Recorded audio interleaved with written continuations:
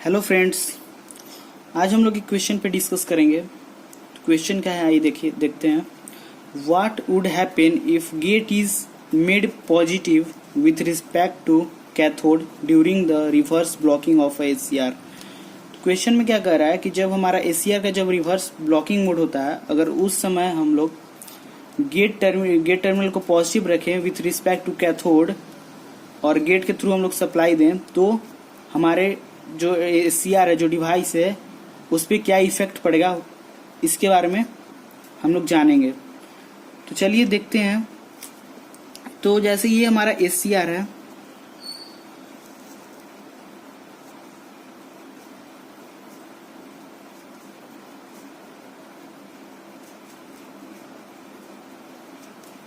और इसके 3 टर्मिनल हैं, एनोड, कैथोड और साथ ही साथ गेट।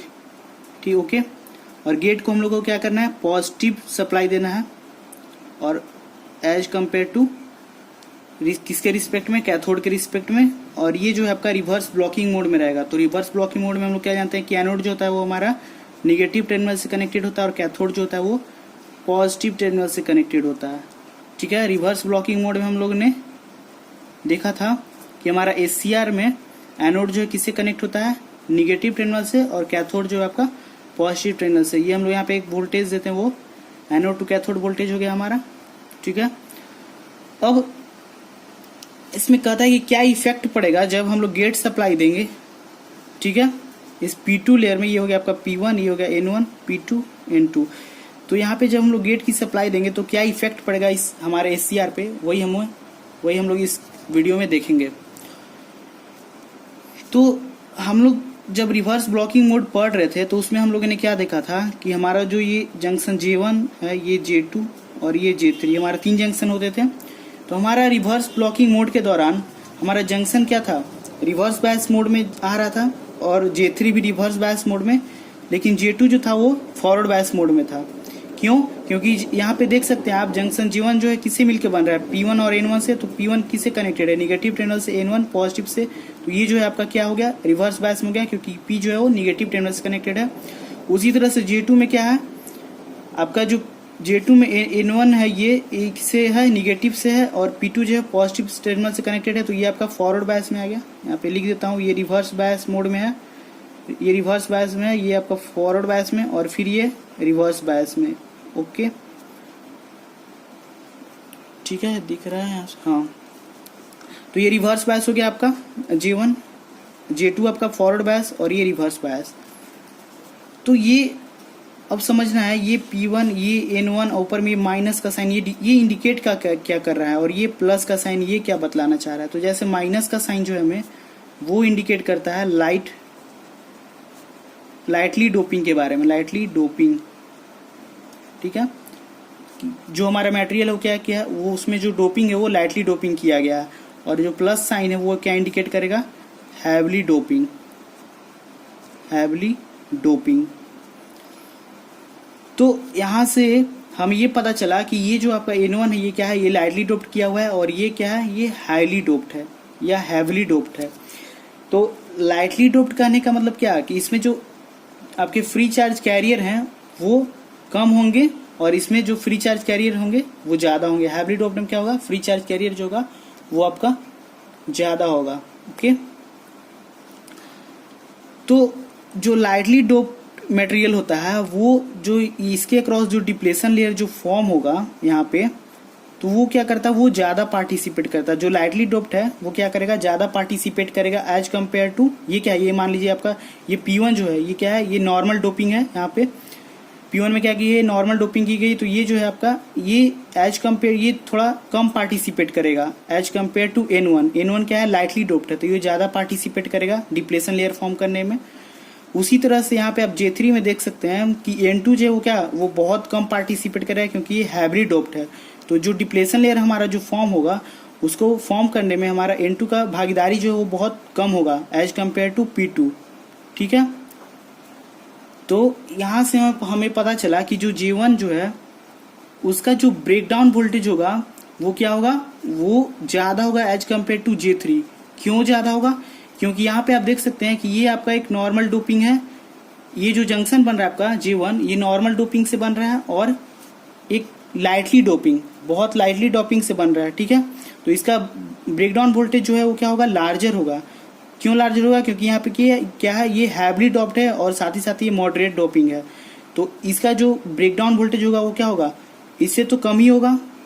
ओके, तो यहाँ पे जब हम लोग गेट सप्लाई हम लोग जब इसके थ्रू जब फ्लो करेंगे, ठीक है, जब पॉजिटिव चार्ज कैरियर जब हम लोग गेट टर्मिनल से इंजेक्ट करेंगे इस P2 लेयर में, ठीक है, तो ये क्या होगा, यहाँ पे जो इस जंक्शन के अक्रॉस जो यहाँ पे क्योंकि क्या है, डिप्लेशन लेयर। डिप्लेशन लेयर कहने का मतलब क्या, depletion layer. Depletion layer simply क्या है, मतलब एक इंसुलेटिंग रीजन है हमारा, ठीक ना। हमारा जो डिवाइस है उसमें क्या है, एक इंसुलेटिंग रीजन है। आप इसको इंसुलेटिंग रीजन भी कह सकते हैं। डिप्लेशन लेयर कहने का मतलब कि इंसुलेटिंग रीजन, ठीक है, जिसमें कोई भी मतलब फ्री चार्ज कैरियर नहीं है, ठीक है, उसमें ई मोबाइल आयन के द्वारा ये फॉर्म होता है।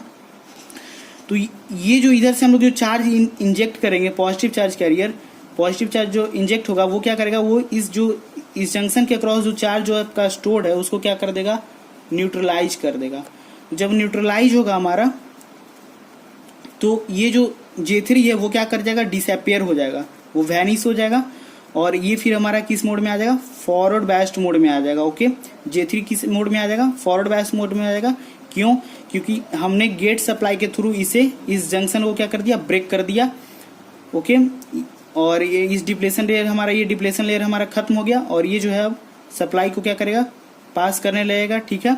अब ये एक तरह पहले क्या था, पहले ये ओपन सर्किट था ना, अब ये शॉर्ट सर्किट हो जाएगा और ये जो है सप्लाई हो पास करने लगेगा। क्यों, आखिर हमारा G1 क्यों नहीं पहले, मतलब पहले हमारा J3 क्यों ब्रेक हुआ, G1 क्यों नहीं, क्योंकि इसका जो ब्रेकडाउन वोल्टेज था वो क्या था, वो क्या था, वो बहुत कम था एज कम्पेयर टू J1।